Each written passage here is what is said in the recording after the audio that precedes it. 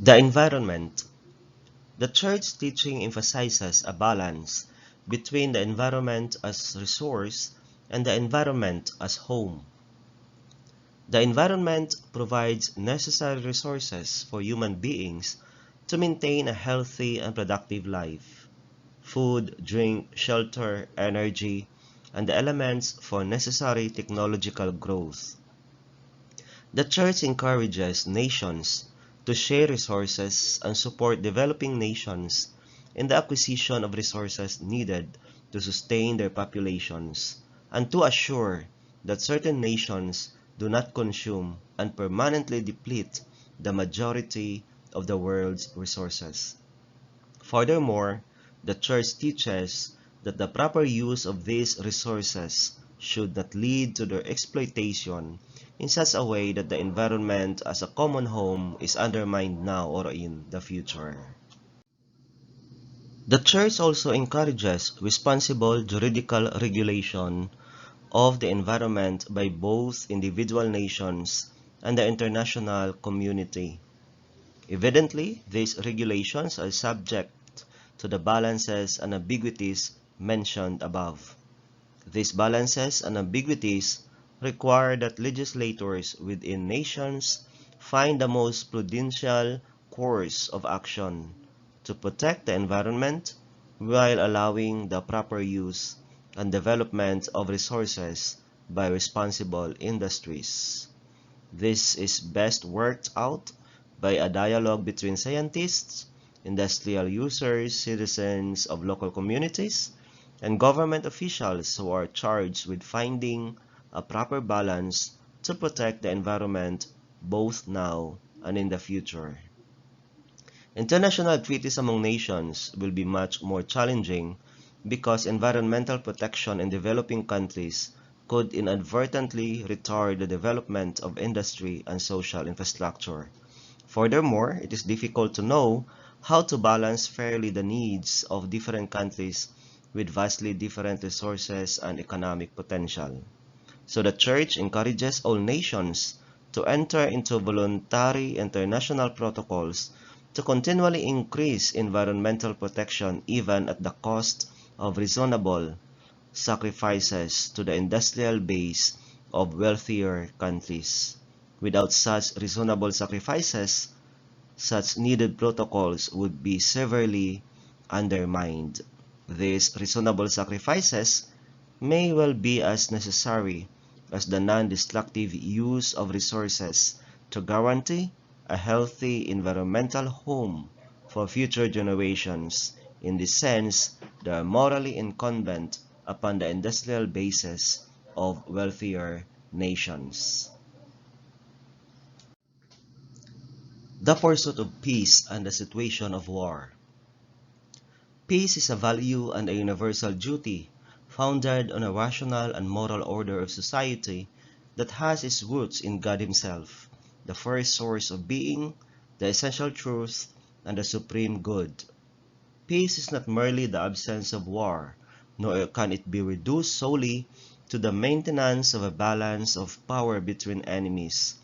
Rather, it is founded on a correct understanding of the human person and requires the establishment of an order based on justice and charity.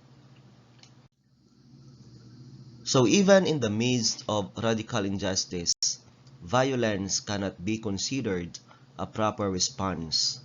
War is considered unacceptable as a solution to the problems of national boundaries and injustice, and a war of aggression is in every way immoral. Indeed, in his famous encyclical on peace and war by Pope John the 23rd, it is said to all men of good will who are called to a great task to establish with truth, justice, love and freedom new methods of relationship in human society.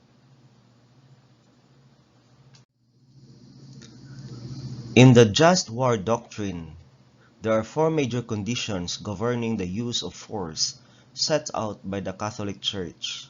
First, the damage caused by the aggressor must be lasting, grave, and certain. Second, all other means to put an end to the aggression must be shown to be impractical or ineffective. Third, the damage inflicted on the enemy to prevent the aggression cannot be greater than those of the aggressor itself. And fourth, there must be a reasonable prospect of success. Every nation has a right to raise a military force for its legitimate defense and the defense of peace. Those who serve in the military are in no way unethical or immoral and are considered to be agents of truth, justice, and peace. Nevertheless, military personnel are bound by the natural law above the positive law and military orders that contravene the natural law. Thus, military personnel must resist complying with orders that are criminal or in other ways violations of the natural rights of every human being. So sa conclusion, as can be seen, the Catholic social teaching is incredibly extensive, giving guidance to our individual and collective minds on just about every topic of ethical relevance to the modern world. It is built on 6 great principles of human dignity, personhood, and rights coming from within the Church herself and later accepted and appropriated by most secular societies and government, including the United Nations Declaration on Human Rights. This includes the 6 great principles. Number 1, the principle of non-maleficence. Number 2, the principle of no unjust law. Number 3, the principle of universal personhood. Number 4, the principle of inalienable rights. Number 5, the principle of the necessary hierarchy of rights. And number 6, the principle of the intrinsic limits to human freedom. Using these principles of individual dignity as a foundation, the Church extended its teachings into the social and societal domain through 6 additional principles.